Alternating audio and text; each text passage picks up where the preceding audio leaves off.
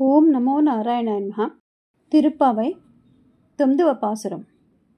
నిర్దిష్టములైన మాణిక్యములతో నిర్మించిన భవనంలో చుట్టూను దీపాలు వెలుగుతుండగా, అగరు ధూపములను పరిమళాలను వెదజల్లుచుండగా, అతి మెత్తనైన హంసతూలికా తల్పంపై పరుండి నిద్రిస్తున్న ఓ మేనమామ కూతురా, మణిమయ ప్రభలతో ప్రకాశించుచున్న నీ భవనపు గడియను తీయవమ్మా, ఆమెను లేపువమ్మా.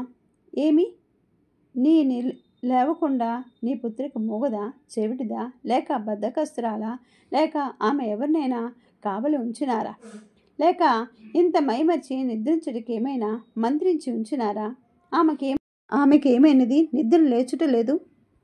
ఓ ఆశ్చర్య గుణ చేష్టితుడా, ఓ శ్రియ పతి, ఓ పరమ పదవాసి అని అనేకమైన తిరునామాలను అనుసంధిస్తున్నను ఆమెకు వినబట్టలేదేమిటి?